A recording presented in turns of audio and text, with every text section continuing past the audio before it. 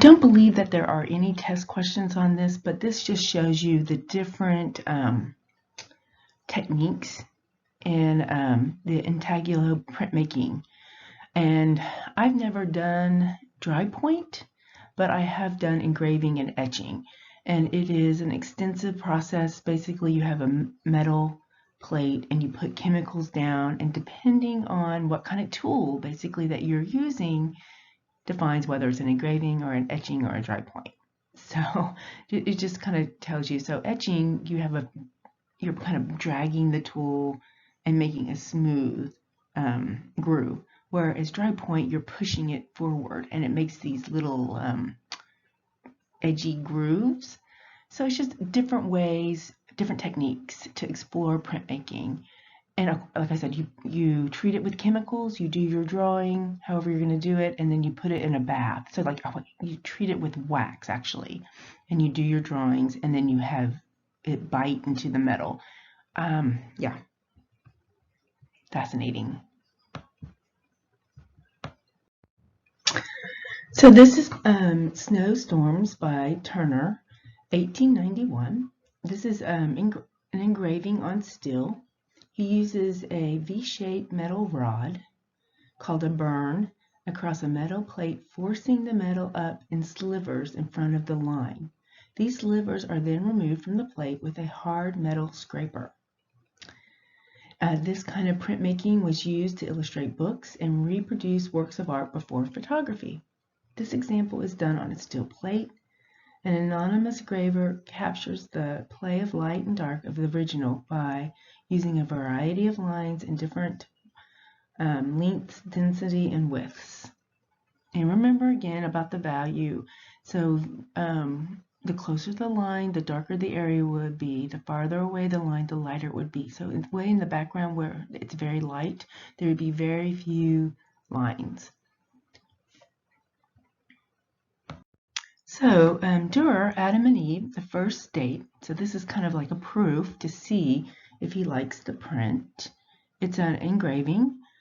I have a video, I believe, on this image that will give you even more information than I can, because they tell you about the significance of all the animals and all kinds of fabulous things. Durer was trained in Nuremberg from 1486 to 1490. He did 2 proofs that showed the stages of the print, done to see if the incised lines would hold ink and transfer to the paper. So this is the first one, and let me show you the next one.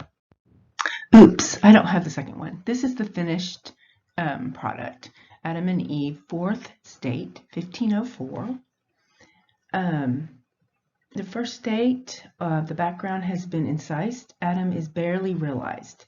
Hatching and cross-hatching creates a sense of real volume in Adam's figure. The cat at Eve's feet is a symbol of decency, prepares to pounce on the mouse at Adam's feet. So all these animals, all of them have some kind of significance. The parrot perched over the sign symbolizes wisdom and language. The snake and its characteristics symbolize Eve. So there you go, and I'll include the video and you can see more. Okay, I want you to take just a moment and look at this piece, close your eyes, and tell me what the focal point is. Okay, also, the other thing I want you to take a minute to look at is how is the balance achieved? Remember how we talked about visual balance and the fulcrum, how you have dark and light to create harmony and balance? This is Rembrandt. He is a very famous artist, 1634, The Angel Appearing to the Shepherds. This is an example of etching. It's fluid and free process that engraving, and it is capable of capturing something of the intimacy of a sketch like. So it's almost like a drawing. It's much more freer than the other types of printmaking. Must be able to manipulate chemicals. The metal plate is first coated with an acid-resistant substance called a ground. The ground is drawn upon. That was what I was talking about, the wax. I believe that's what I thought it was. The traditional soft ground is called a crayon matter. because its final product looks more like a crayon. The drawing plate is put into an acid bath that is eaten or bitten by the acid.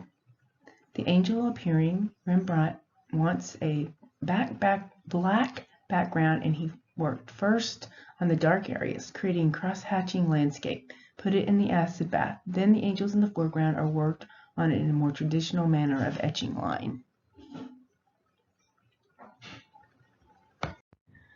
So this printmaker uses a 4-color intaglio etching aquatint technique to create his work of art.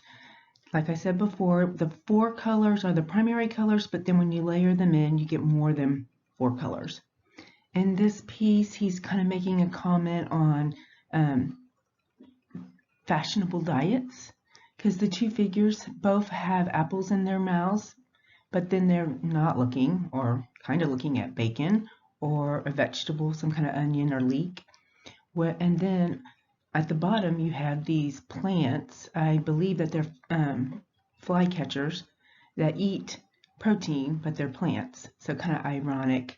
I think this is beautiful. It has beautiful patterns. I love patterns. It's very flat. The background is there's not a background. It's all about foreground and what's going on. Lots of line work in here. Just a different type of etching.